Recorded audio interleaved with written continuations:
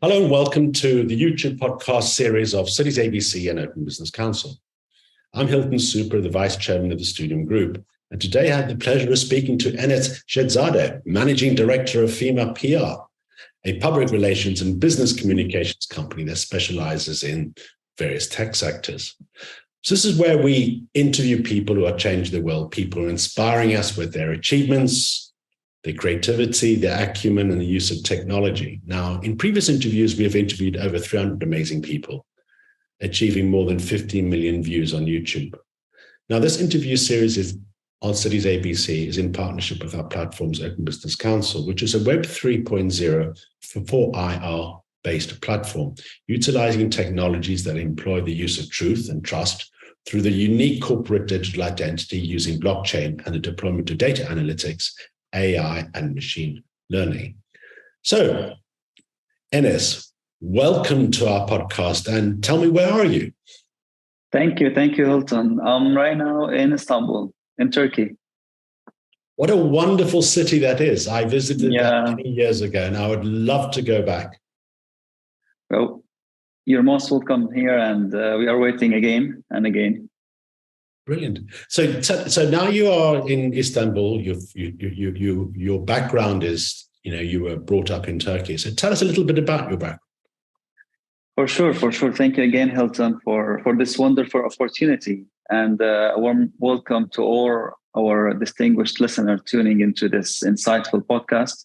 And I trust that we'll be able to share valuable information that not only enlighten but adds tangible value to all who are listening us. And by the way, I would like to convey my admiration for your remarkable initiative, Open Business Council. It's truly one of a kind, and I'm confident it has a garnered interest from business around the world.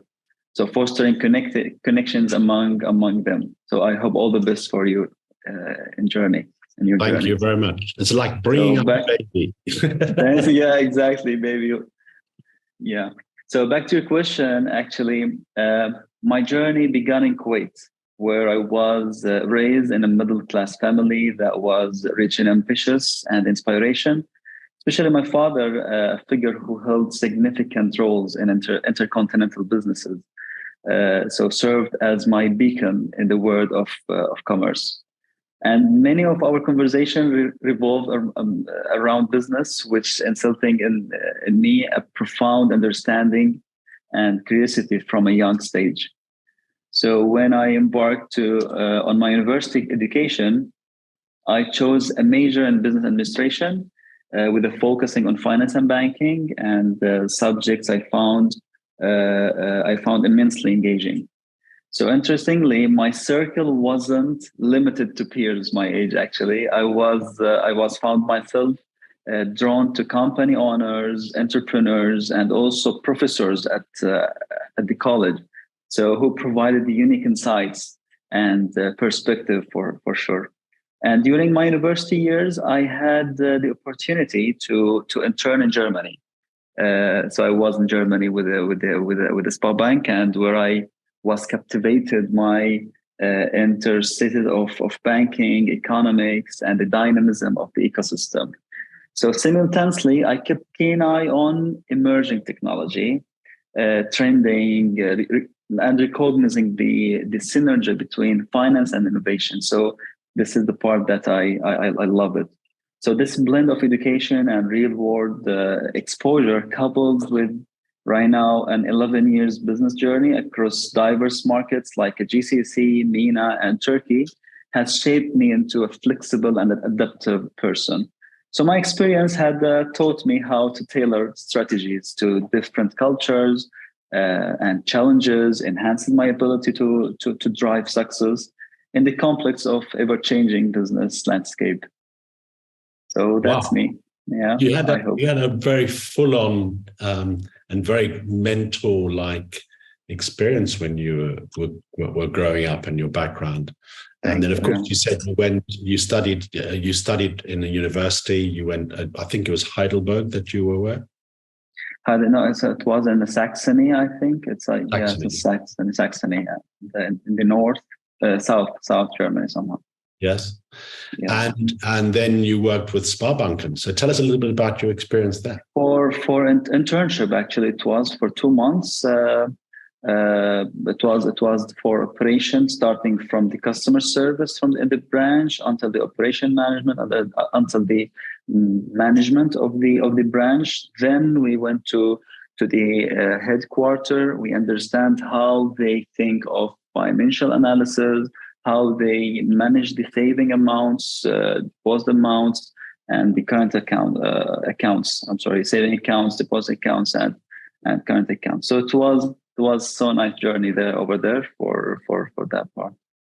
So in terms of your career path, obviously, had this internship.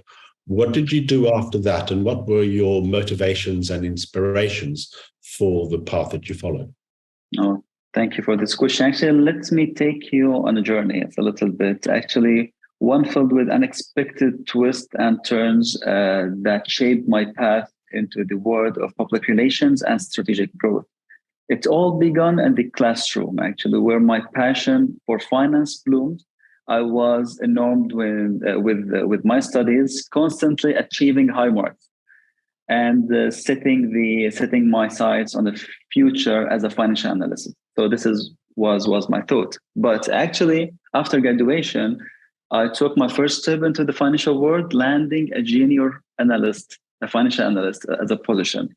But life had other plans. Imagine, Hilton, that within just 3 months, I realized myself that not what I want to be in. But my manager was at that time seeing something in me. So he declared that, Enes, your place is in public relations. I must admit, I didn't understand him, and I took it as an insult at first. But time would soon reveal the wisdom in his words. But instantly, I continued my pursuit in banking, joining KFH, Kuwait Finance House in Kuwait, which is a player on the global stage over there. So over there, my skills were sharp a little bit, and I learned how to act with the customers, and I understand the art of dealing with the clients. So more importantly, I began to discover my true calling, connecting with people, understanding them, adding value to their lives, and shaping their perceptions. Turning to Turkey, after that, I plunged into the vibrant world of PR, where I honed my craft in building and nurturing relationships. The year 2019 marked a tuning point, actually, and I navigated the complexity of the global pandemic and expanded my network within fintech companies and banks internationally. So I found myself at the helm of organizing an international events in Istanbul in 2019 and 2022 and 2023, focusing on fintech and banking industry. So we organized in 2019, we organized Afro-Asia Digital Banking, which is between Africa and Asia. Then after pandemic 2022, the fintech growth vision, we focused on fintech more. Then we back to connection between fintech and banking with the software space in 2023, which Mr. Dennis respectively took a place at that one as a major speaker and moderator. And so here I stand today and managing director of PR agency, surrounded by a team and brilliant, experienced professionals. Their value is immeasurable for sure. And I consider it, I'm honored, and I learn from them every single day. So at the same time, I'm a mentor in IIDF, it's Internet Initiatives Development Fund, one of the biggest VC in the West Europe. They have an accelerator for tech startup who looking to expand to MENA and Turkey. At the same time as well, I'm an ambassador for one club community in UK.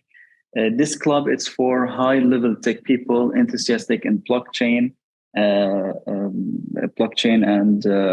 NFTs and Web3. And also in Turkey, I'm a mentor in Al Baraka Bank. Al Baraka Bank has an accelerator and incubator called Al Baraka Garage. It's a bank, Al Baraka Garage incubator. And I'm a business consultant in a few consultancy agency in Dubai, like Alloy Group business development firm. We are focusing on serving the fintech industry in the region. So Hilton, my path was not straight line. It was winding road that led me discover my true passion. But what was very interesting about the global pandemic was that we found ourselves being separated from us. Businesses were separated from it, unable to deal with each other directly, and had to resort to technology. They needed to resort to communication, as you and I today communicating digitally through Zoom. Did you find that your understanding and knowledge of technology enabled you to take the opportunities that were available to you within technology, communication, and PR to basically get to where you are today at FIMA? Exactly. Actually, the driving inspiration behind the creation of FIMA right now after a pandemic comes from a deep and multi-layering experience that I've gathered over the years. So I've spent years cultivating my experience in public relations strategy, as I discussed, as a business communication, community building, and operational excellence. So this multi-faceted journey has given me a broad perspective on the industry, and it shapes my innovative approach to PR and communication. And the most important than me is that I'm armed with a very strong and experienced team.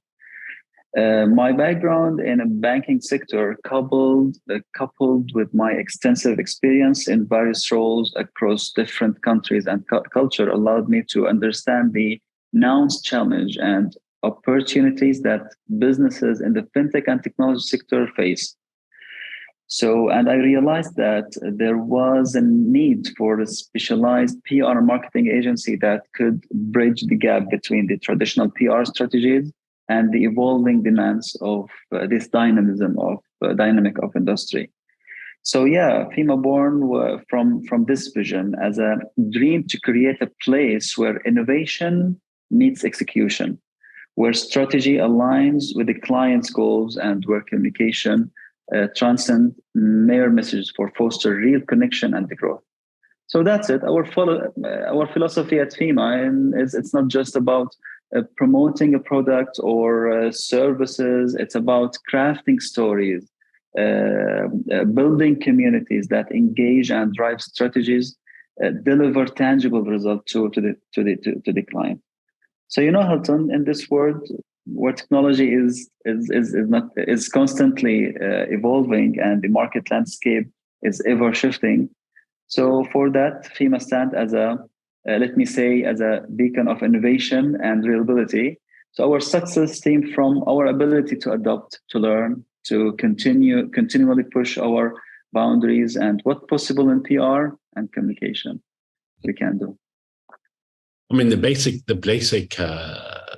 message that you come up with based on the visions and missions and the brand identities that you work with do require today some innovative ways, because they're so competitive. And the use of technology has really given those who deploy that an edge. Especially after AI, blockchain, Web3, it's dramatically changed the world, how thinking, how operating. So we need a space of innovation. So this is our vision to innovation that meets execution. So this is the hard to implement, but this is a challenge, and it's our vision. So if you look at your business model at FIMA, and you look at other PR agencies when it comes to providing specialist services for businesses in basically fintech and the technology sector. So what sets you apart from what we see available at this present time? Awesome. Actually, when it comes to PR, that means communication, and communication means a level of engagement. And that translates into the targets. And the target in turn means KPIs. So in a rapidly KPIs, key performance indicators for sure. In a rapidly evolving sector like fintech, embracing this interconnected web of concept is crucial. So what sets FIMA apart from other PR agencies is our mastery over this intersect dance between engagement, let's say, target and performance. Let's say on the other hand, we don't just craft messages. We build, as I said, narrative or story that resonate with our client's audience. Our approach is not only strategic, but also highly personalized, diving deep into the unique needs, challenges, and aspiration of business in the fintech and technology sectors. Another unique aspect of FIMA is our client categorization system. And this is also the part that I would like to say about the client categorization system. We divide our clients into three distinct, categories based on their specific needs and objectives. Let's say the first category, is investors. Investors looking for proof of concept for their ideas. Investors usually have the money, but our investors have the money and ideas. So we work with them as a part of our private equity venture studio. We go with this journey from the ideation to MVP to proof of market. Then, if he wanted to expand, we can go to the next category as a startup seeking growth optimization inside the startup. So for this client, we focus on optimizing their internal communication and product for sure journey from the kitchen to the customer. Then the third category is business looking for a growth hacking or expansion to other countries. So we work with them on CASDEV as a customer development strategies. Within 2 to 4 weeks, we can test the market. With no doubt, our experienced team at FIMA continually analyze the landscape to identify opportunities and adapt strategies for this challenge market. So we usually utilize cutting-edge tools and methodologies that allow us to monitor, measure, refine our efforts, ensuring that we constantly exceed the KPIs. We believe that we're creating value, not just in terms of revenue or market share, but in building trust and lasting relationship. So when business in the fintech and technology sector turn to FIMA, they are not just getting PR agency, they are partnering with a team of strategic thinkers, creative problem solvers, committed to driving their brand to new heights. So it's a journey we embark on together, fueled by innovation, guided by data, and driven by shared vision of success. I mean, I'm just going to take you back to the journey that from personal experience. When we looked at the traditional way in which companies start up, they basically go out to have an idea. They then build a product. And in order to do that, to get to MVP, that they either self-fund it or they get funding from various startup organizations, venture capitalists, etc., accelerators, whatever they get involved. And then once they got to the product stage, they then say, okay, now we need customers. And then now we need some more capital to go and find these customers. And that's a very linear approach. And I'll take us back to one of your previous comments that this is not so linear. And I observe that based on what we have done, we did two things. We identified that we need to understand what does the market need. Therefore, the only way to do that is to create content that effectively communicates with the market. So become thought leaders and questioners of what are the various challenges in terms of the visions and needs and the pain points of various businesses. And then we built around that narrative content. And then we monitored and understood the engagement with that content so that we could actually shape the product to meet the needs and the pain points of the various customers. And then we built the technology in order to deliver on that. Okay, so that when we got to the point where we now needed to grow and scale, we had an audience who we had engaged with.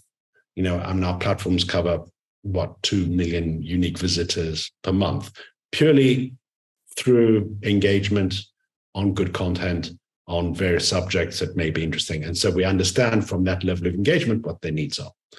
And then, based on that, the technology enables us to actually grow our business and generate revenues.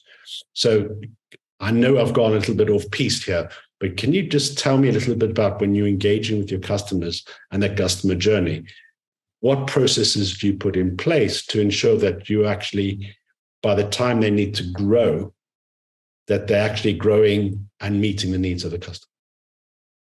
Awesome. I'll tell you, actually, we always adhere to the principle of tailored strategy, not ready strategy always. No, it's a tailored strategy, whether it's a convenience-based strategy or differentiation strategy or any other type of strategies. But allow me here to share example of successful PR campaign and communication initiatives that we implemented, showcase how these principles have significantly contributed to the growth of business, as you mentioned, in the fintech and technology sectors. One of our standout projects, we partnered with the emerging fintech company looking to disrupt the payment solution industry. Our expert at FIMA and talented pool of strategists, analysts, and for sure creative minds analyzed the market first to identify unique angles that would set our client apart from competitors. So we crafted a differentiation strategy here, emphasizing innovation and user-friendly design of their application, which resonates with the target audience. The campaign resulted in a 200% increase in the brand awareness and 100 increase within 6 months with the users acquisition, and positioned the client as a thought leader in their field. So we designed the CEO and the leader as a thought leader in this field. And the other instance, a well-established technology firm sought to reconnect with its customer base. We opt for convenience-based strategy, focusing on how the company's products simplified users' lives. So by engaging influencers, we use the tools of influencers marketing, organizing events, for sure, a few events for this, and utilizing target digital media relations, for sure. So let's say the brand's connections with its community is being high, and customer engagement level soared, and the campaign generated substantial new interest and loyalty. So what makes this example truly remarkable is the experts and the dedication of our team in FIMA. Our professionals don't just understand the theoretical aspects, but we need to have various strategies. They are master of execution, blending creative with analytics, and achieve the desired outcomes. Where I mentioned before in the area, our vision is to create a place where innovation meets execution. So we recognize that every client is unique. Every market is different, and every goal requires a specialized approach. So by aligning our strategies with our client's vision, we ensure that each campaign is not just successful, but also a reflection of the brand's core values and inspiration. It's so important for focusing on brand core values. So our approach has led to numerous successful stories, and our growing list of satisfied clients bears testimony to the fact that and we don't just deliver service; we create experience with the clients. So, in this ever-changing digital landscape, how does FIMA employ and use cutting-edge technology and the digital platforms to optimize the reach and efficiency of your message through the PR campaigns that you're running? particularly in the fintech technology sectors? For sure, we are always keen on innovation and embracing cutting-edge technology to drive investment and growth in the fintech and also Web3 and blockchain sector. I would like to share. Something here that one excitement and exciting development we are currently working on is creating of a syndicator for investing in Web3.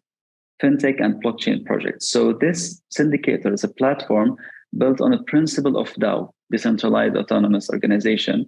So this initiative represents a significant step forward in democratizing investment and access to high potential projects. So the development of this indicator reflects FIMA's commitments to not only keeping pace with the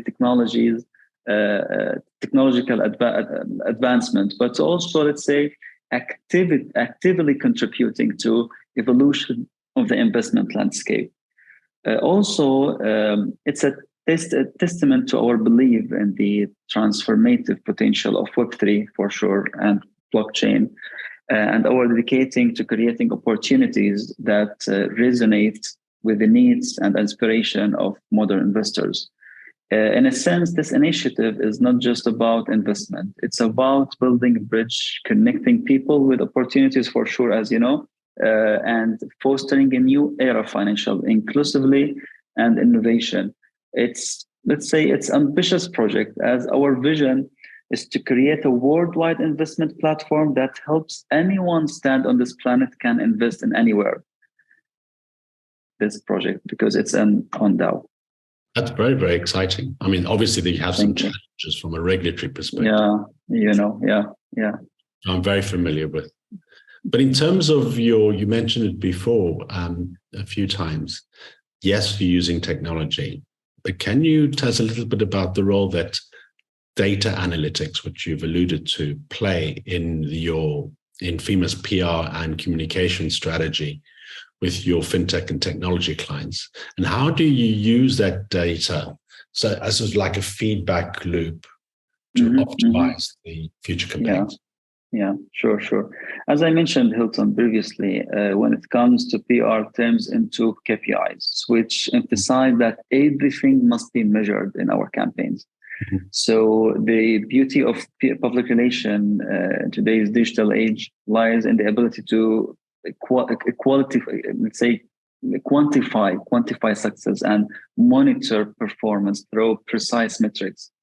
So from here we can start. This analytical approach ensures that we remain aligned with our clients' objectives and continually optimize our strategies for better results. So in our campaigns, we closely track a wide range of parameters such as number of hits, total reach, advertising value equivalent, and more of that. So what I'm trying to tell that these measurements, along with custom KPIs tailored to specific campaign goals, provide a comprehensive view of campaign's performance. This is the first. The data analytics at our company isn't just about numbers. It's about extracting meaningful insights that drive decision making and foster continuous improvement for the client. So we believe that every aspect of PR must align with well-defined objectives, and our data-driven approach ensures that our strategies are not only impactful, but also accountable. So I think by turning abstract concepts like engagement and reputation into quantifiable metrics, we transform PR from an art into science, where creatively meets analytics and success become measurable outcomes. Lastly, this approach reflects our commitment to transparency with our dedication to delivering results that are not just impressive, but also quantifiable. It's method that sets FIMA apart, let's say. That allows us to create campaigns that are not only creatively brilliant, but also measured and strategically sound. Let's say it like this. When you talking to your clients and engaging with your clients, and you speak to them, do they view the strategies that you're putting in place in terms of it being a cost long-term center or on the revenue part of the equation? For the clients? Yes. Where we put the client, for sure. It's a good question, actually. Actually, we try to build this long-term strategy with the client. Mm-hmm. We put it in the revenue, for sure, and the revenue part. It's not about that just cost. So we try to build this part of with our clients. Yes. So the communication, the collaboration, the partnership, and the evolving needs puts you exactly. with the revenue side of the equation. Exactly. And building this long-term relationship with our clients is core value, actually. We engage in continuous dialogue, regular assessment, and provide insight of the industry for the client, and collaborative planning, as you say. This partnership approach ensure that we are aligned with our clients' growth, let's say, and are able to adapt our strategies to meet their ever-changing needs, for sure, always. Yeah. So in terms of the work that you've been doing with your clients, obviously you are on a fast trajectory of growth with fast-growing companies.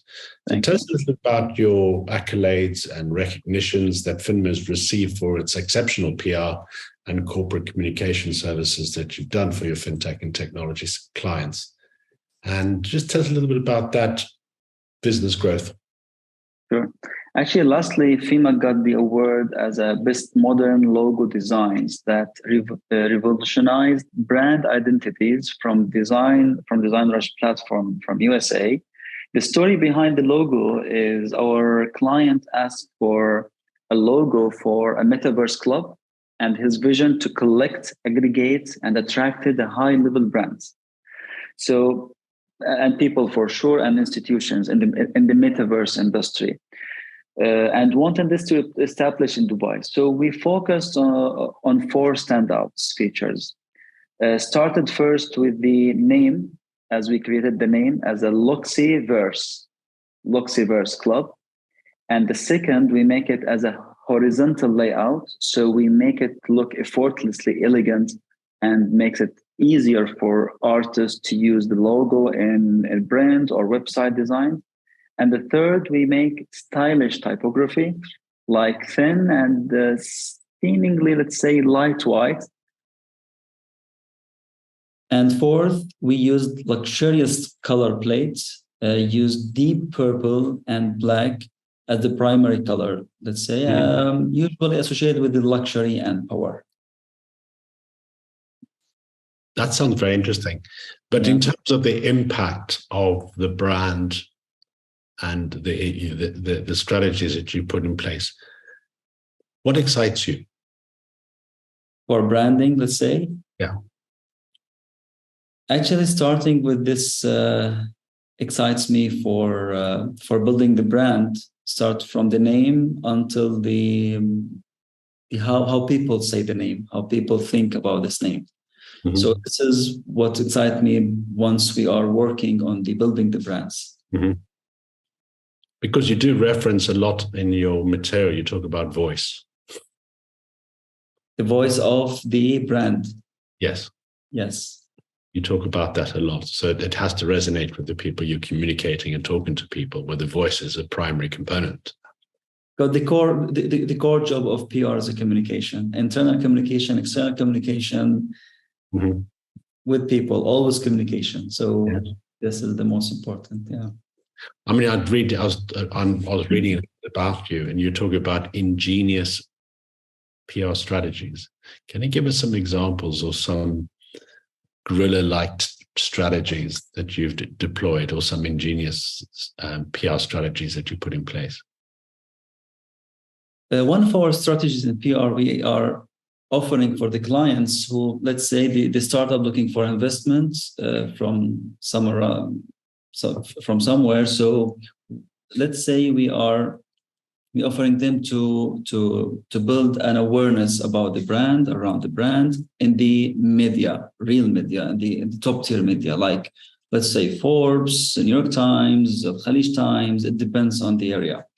So once we think about create this awareness and talk about it, we are building a story and narrative to be attracted by investment, because investors, they don't like, or they don't care about the just how much you get profit. No, they want to see the powerful of this startup, the future of this startup. They want to hear about this future, because numbers, it's easy to get from the industry, from them, it's easy to get. But once you read an article about this startup, they want to read something not published in the normal media, or we can approach it everywhere.